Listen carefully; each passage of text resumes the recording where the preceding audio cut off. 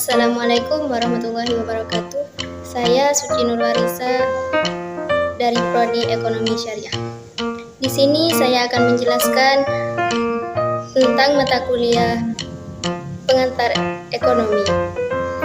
Yang pertama, tentang teori produksi dan biaya produksi. Teori produksi sendiri bisa diartikan sebagai sebuah teori yang menerangkan sifat hubungan antara tujuan produksi yang diinginkan dengan faktor-faktor produksi yang terlibat. Dengan kata lain, teori produksi mengajarkan sebuah mekanisme agar produksi dapat mencapai tujuan yang diharapkan dengan memaksimalkan faktor-faktor produksi yang dimiliki oleh produsen. Sedangkan biaya produksi dapat didefinisikan sebagai semua pengeluaran yang dilakukan oleh perusahaan untuk memperoleh faktor-faktor produksi dan bahan-bahan mentah yang akan digunakan untuk menciptakan barang-barang yang diproduksi perusahaan tersebut. Yang kedua, menjelaskan tentang pasar persaingan sempurna. Pasar persaingan sempurna adalah pasar yang di dalamnya meliputi penjual dan pembeli dengan jumlah banyak, dengan catatan kedua pihak tersebut tak dapat mempengaruhi harga, sebab harga sudah ditentukan oleh pasar itu sendiri. Penentuan harga sungguh-sungguh terjadi berdasarkan penawaran dari produsen serta permintaan dari konsumen. Dan yang ketiga, menjelaskan tentang pasar monopoli dan pasar oligopoli. Pasar monopoli adalah pasar yang di dalamnya hanya terdapat satu produsen sebagai pemilik atau pemegang hak penjualan terhadap suatu atau beberapa produk tertentu dan diatur dengan undang-undang.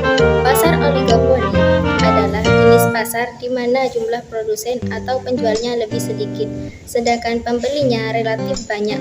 Oleh karena itu, pasar ini dikatakan juga sebagai pasar dengan persaingan tidak sempurna. Yang keempat, menjelaskan tentang pengertian dan pengukuran pendapatan nasional. Pendapatan nasional adalah nilai total output akhir suatu negara dari semua barang dan jasa baru yang diproduksi dalam satu tahun.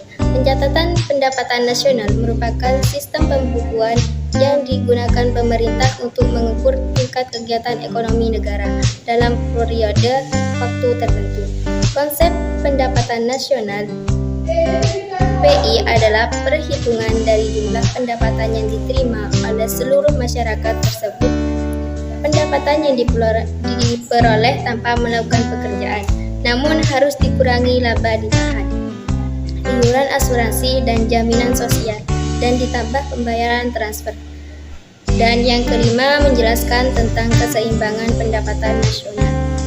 Keseimbangan pendapatan nasional suatu keadaan di mana keinginan masyarakat untuk melakukan pembelanjaan yang digambarkan oleh pengeluaran agregat atau permintaan agregat adalah sama dengan penawaran agregat, yaitu keinginan para perusahaan untuk memproduksikan barang dan jasa.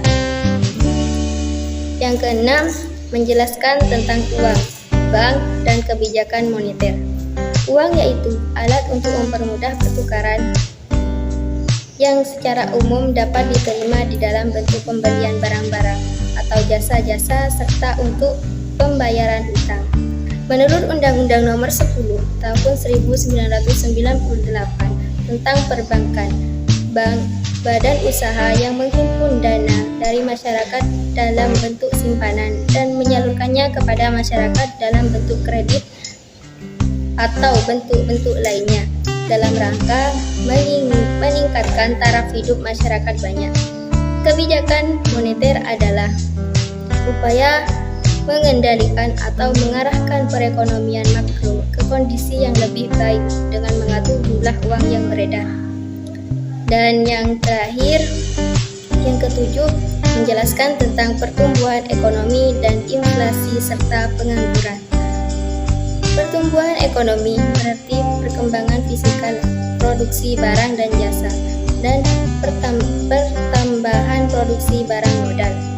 Suatu perekonomian dikatakan mengalami pertumbuhan ekonomi jika jumlah produksi barang dan jasanya meningkat. Sedangkan inflasi adalah proses kenaikan harga umum barang-barang secara terus-menerus. Ini tidak berarti bahwa harga-harga berbagai macam barang itu naik dengan persentase yang sama.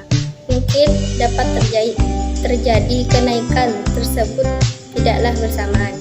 Yang penting, terdapat kenaikan harga umum barang secara terus-menerus selama periode tertentu.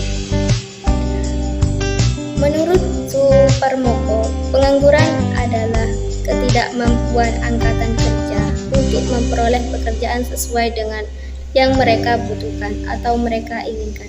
Jadi, dapat disimpulkan, pengangguran adalah suatu kondisi di mana seseorang yang sudah tergolong angkatan kerja belum mendapat pekerjaan dan berusaha mencari pekerjaan. Cukup sekian dari saya. Wassalamualaikum warahmatullahi wabarakatuh.